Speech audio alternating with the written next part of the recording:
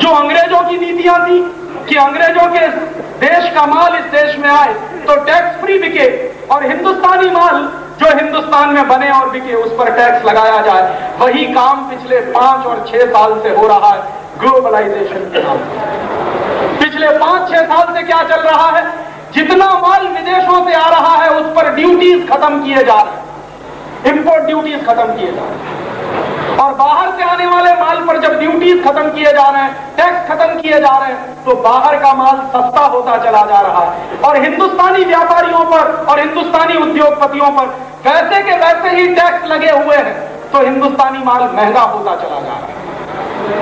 नतीजे क्या निकल रहे हैं? वही नतीजे निकल रहे हैं जो अंग्रेजों के जमाने में निकले।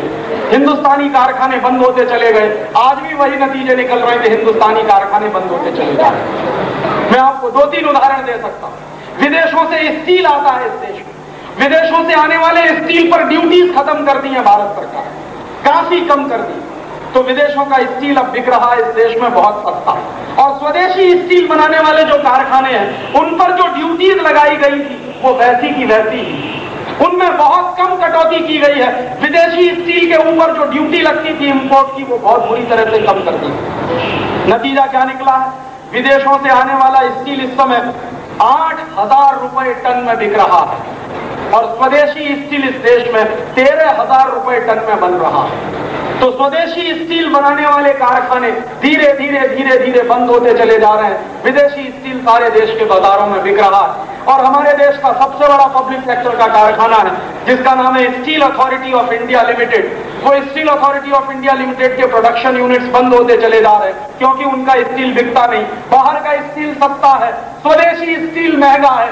ये नीति अंग्रेजों के जमाने में बनती थी, वही नीति आज आजादी के 50 साल के बाद चल रही है। ऐसे ही एक दूसरा उदाहरण दूं, एक परदेशी कंपनी है, वो चश्मा बेचती है, उसके जो चश्मे इस देश में आते हैं उनको भी ड्यूटीज फ्री किया, उनके ऊपर भी टैक्स कम कर दिया, काफी कम कर दिया। और उनके ऊपर जब टैक्स कम किया है, काफी कम कर दिया है विदेशों से आने वाले इनके चश्मे पर, तो स्वदेशी चश्मे बनाने वाले हजारों कारखाने बंद हो गए। बंबई के ही बारे में मुझे कोई भाई बोलता था, पालघर के इलाके में राजीव भाई, वो बोल रहा था कि 1000 से ज्यादा छोटे प्रोडक्शन यूनिट थे पालघर और आसपास के इलाके में, सब बंद हो गए क्योंकि चश्मा बनाने कंपनी का माल टैक्स फ्री है। हिंदुस्तान में लोग जो बनाते हैं उनके ऊपर टैक्स है। और ऐसे 1-2 नहीं, ऐसे और भी उदाहरण। हिंदुस्तान में जो इलेक्ट्रॉनिक्स की कंपनी है, हिंदुस्तान में जो इलेक्ट्रॉनिक्स के आइटम बनाने वाली कंपनियां, उन इलेक्ट्रॉनिक्स के आइटम बनाने वाली हमारे देश की कंपनियों पर टैक्स लगे हुए हैं और विदेशों से आने वाली इलेक्ट्रॉनिक्स की कंपनियों पर टैक्स खत्म किया।